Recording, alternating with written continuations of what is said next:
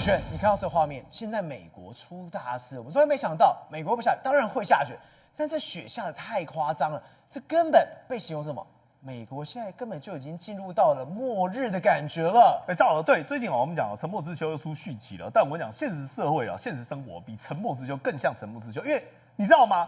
极地气旋的风暴已经我们讲完全失控了。美国现在包括从 Arizona 再到 New York 再到 Texas， 原本现在这个时间点呢，根本不应该出现这个情况。来，你看到先是大雾，然后呢，地上全部都是冰天雪地，对，再来街上完全没有任何人，因为它整个极地气旋外溢到所有这些地方都拉所谓的寒冬警报，而且是冻土警报，所以你知道吗？现在连他们的超商你如果走进去的话，你会吓坏了。至少22个州现在紧急状况，对不对？你知道什么紧急吗？就进去之后，你还以为说是像僵尸片一样，第一个有抢食物的僵尸，再第二个。这些僵尸抢完食物之后呢，人去楼空，整个大卖场里面，包括它的货架，包括它的冷冻食品，包括它的吃食，你会发现一件事情，全部都空了，大家都在抢物资，被扫光了。来，再来下一个，你知道是什么吗？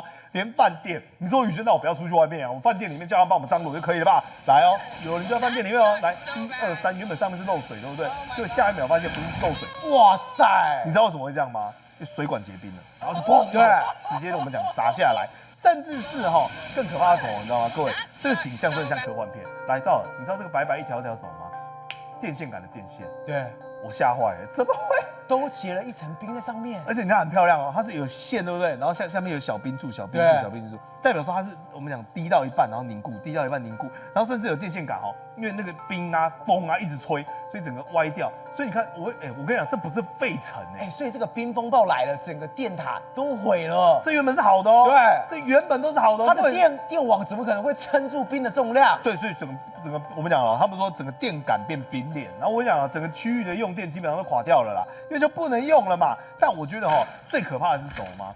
水管爆不稀奇，树木被压倒不稀奇，知道？你有听过树爆掉的吗？像刚刚那样子爆掉的香蕉，有没有像一个香蕉？你再看一次不是白树看有没有像香蕉？就像香蕉一样直接这样爆开了。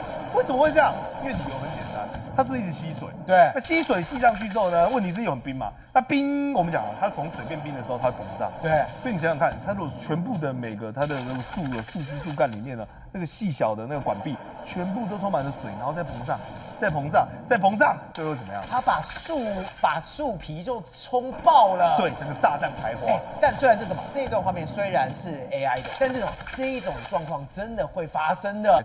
我们刚才讲的就是这个，来，对，你看这个就是树木爆掉的这个样子，所以它里面的水就整个这样压，它整个树皮没办法承受，就爆开了。对，然后你看这边就是他讲的温度你看。-7度，然后-27度，非常寒冷。然后 Chicago 是真的有全美有类似这样我们讲爆炸现象出现，但其实它这个仔细叫做裂洞也就是它的汁液结冰膨胀造成的一个裂洞。但我们不要讲说光树，我们现在讲说到底这个情况为什么会这么严峻？事实上我们是不是之前一直跟各位解释过，极地涡旋又来了？极地涡旋对不对？以及它外围的我们讲这个喷射气流，但它现在又遇到一个新朋友啊。真的又一个新朋友，这个叫 Atmosphere River， 叫做大气河流、大气长河，是不是听起来很大气？对不对？我讲灾难，因为大气长河它就从低纬度，对，然后原本呢它是吹到高纬度带有水汽的风，对，然后你知道那个水汽的含量它如果全部下雨，对不对？它比地表上任何一条河流，管你什么亚马逊，水量都还来得多。对，结果呢，这个暖气团本来呢是提供中纬度的人给他们降雨，就是及时雨，本来平常不下雨的嘛，就没想到因为极地气旋这个冷空气灌下来，提早碰到了它。你就想一个概念很简单，如果你把你的家冰箱门不小心打开了，就打开之后，你在外面呢刚好在放所谓的蒸汽浴，那这时候碰到的时候会产生什么状况？恐怕就是不堪设想。宏观取材，厘清真相，犀利精准，深入剖析，时刻掌握关键，新闻时事不漏接。老时段，新气象，我是钟浩和，关键时刻2.0，全新出击。